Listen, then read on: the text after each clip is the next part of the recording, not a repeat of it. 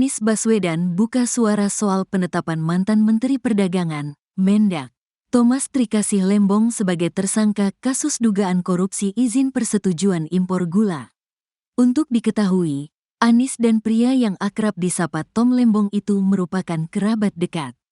Tom merupakan figur penting di tim kampanye Anies saat berkontestasi di pemilihan presiden, Pilpres 2024.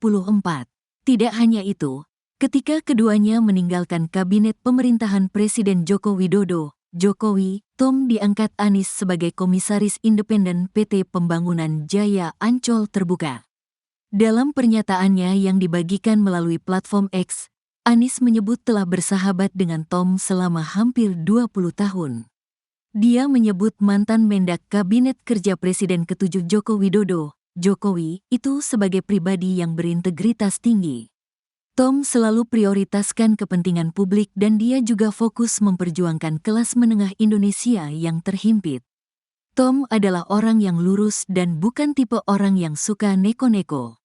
Karena itu selama karir panjang di dunia usaha dan karir singkat di pemerintahan ia disegani, baik lingkup domestik maupun internasional.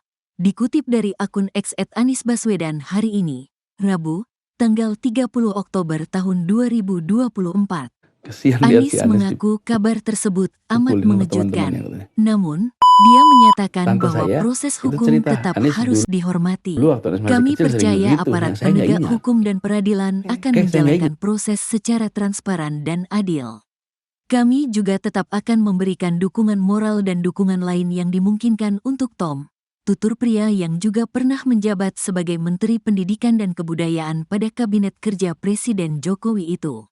Kemudian, Anies memberikan pesan kepada sahabatnya itu. Dia meminta agar Tom tidak berhenti mencintai Indonesia dan rakyatnya. Mantan Rektor Universitas Paramadina itu juga menegaskan masih percaya terhadap Tom. I still have my trust in Tom, dan doa serta dukungan kami tidak akan putus, tuturnya. Pada bagian akhir cuitannya, Anies merujuk pada penggalan penjelasan Undang-Undang Dasar Negara Republik Indonesia 1945. Negara Indonesia adalah negara berdasarkan hukum, Rekhatstat, bukan negara berdasarkan kekuasaan belaka, Mahstat. Untuk diketahui, Kejaksaan Agung, Kejagung, menetapkan Tom Lembong sebagai satu dari dua tersangka kasus dugaan korupsi izin persetujuan impor gula tahun 2015 sampai tahun 2016. Kasus itu diduga memicu kerugian keuangan negara sekitar 400 miliar rupiah. Penyidik pada Jampitsus Kejagung menduga Tom memberikan penugasan kepada perusahaan swasta untuk mengimpor gula kristal mentah yang kemudian menjadi gula kristal putih.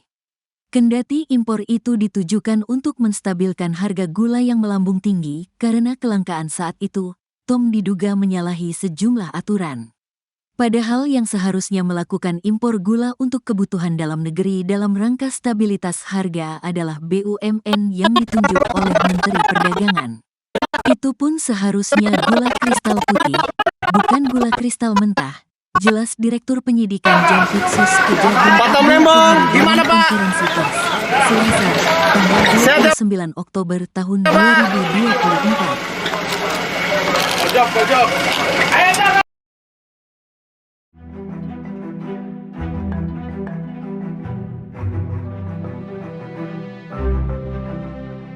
Penetapan tersangka terhadap Tom Lembong dalam kasus dugaan korupsi impor gula disebut-sebut ada unsur politisasi. Terkait hal ini, Menteri ESDM Bahlil Lahadalia buka suara. Saat konfirmasi di Istana Jakarta pada Kamis 31 Oktober 2024, Bahlil memberikan jawaban. Diakui Bahlil, ia tak tahu masalah apa yang menimpa seniornya itu. Pasalnya, dirinya tidak pernah bertugas di Kementerian Perdagangan. Saat ditanya apakah ada intervensi penguasa di kasus Tom Lembong, Bahlil menegaskan masyarakat harus percaya dengan aparat negara. Oleh karenanya, Bahlil menyerahkan kasus Tom Lembong sepenuhnya kepada aparat penegak hukum. Bahlil sendiri mengaku prihatin dengan kasus yang menjerat Tom Lembong. Ia lantas mendoakan yang terbaik bagi ex-Mendak tersebut.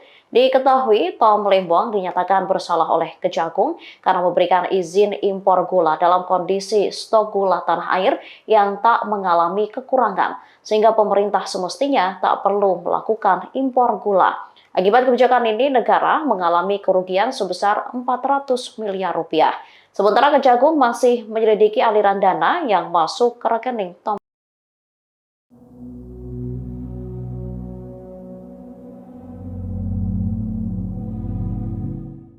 Thomas Trikasih Lembong alias Tom Lembong ditetapkan sebagai tersangka kasus dugaan korupsi impor gula pada Selasa 29 Oktober. Sehari sebelum ditangkap, mantan Menteri Perdagangan itu sempat membuat postingan di media sosial.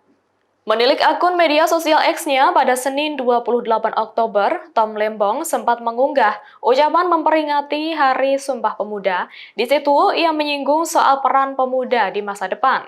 Ia menyebut dengan jelas bahwa generasi milenial dan Gen Z merupakan faktor penting dalam membangun negara di masa yang akan datang. Menurutnya, pemuda di era ini sudah harus tahu hendak membangun Indonesia menjadi negara yang seperti apa. Selain tulisan, Tom juga mengunggah video memperlihatkan dirinya sedang membaca teks Sumpah Pemuda. Dalam keterangan, Tom Lembong terlihat bersama sejumlah warga berada di Aceh Oktober 2024.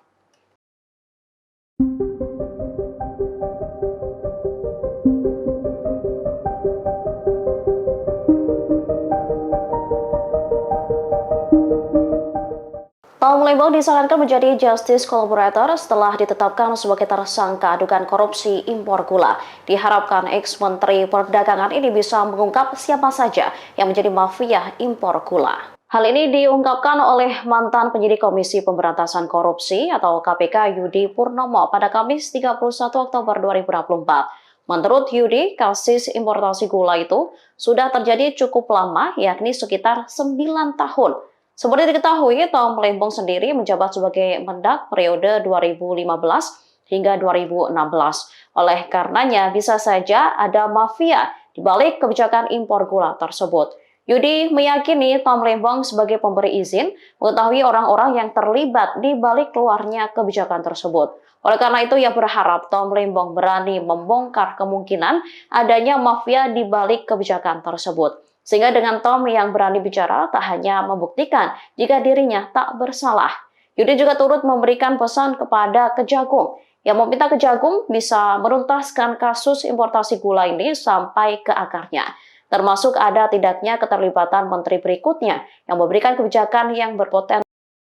Masuk dalam hal ini gula impor yang gak jelas roadmapnya, yang gak jelas datanya dipaksakan. Di-spill dong, masa cuma orang itu doang? Emang sendirian mutusinnya? Anggota DPR dari fraksi PDIP, Rieke Diah Pitaloka turut merespon penangkapan Tom Lembong terkait kasus dugaan korupsi impor gula. Dirinya lantas tegas menyatakan mendukung Presiden Prabowo untuk memberantas mafia pangan.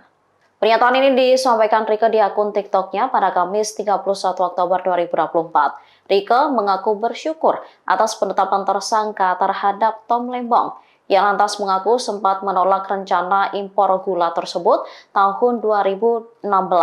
Pasalnya, saat itu bertepatan dengan panen raya para petani tebu di Indonesia. Selain itu, menurutnya kebijakan tersebut tidak masuk akal karena tidak memiliki roadmap dan data yang jelas. Lebih lanjut, Rieke mengaku sempat diintimidasi untuk menerima kebijakan impor gula tersebut. Rieke lantas mempertanyakan ada pihak lain atau tidak yang ikut terseret dalam kasus ini. Ia berharap dan memberikan dukungan ke Kejagung untuk menindak pihak lain yang dimungkinkan ikut terlibat. Dirinya menegaskan dukungannya kepada Presiden Prabowo yang memperjuangkan kedaulatan pangan, sehingga menurutnya penting untuk memberantas mafia pangan. Politisi dari PDIP ini juga menyindir pernyataan Tom Lembong yang menyebut menyerahkan semua urusannya kepada Tuhan. Saya mendukung Presiden Prabowo yang memperjuangkan kedaulatan pangan, dan kedaulatan pangan itu, ketahanan pangan pastinya harus sikat mafia pangan, termasuk dalam hal ini gula impor yang gak jelas roadmapnya, yang gak jelas datanya dipaksakan. Di-spill dong, masa cuma orang itu doang?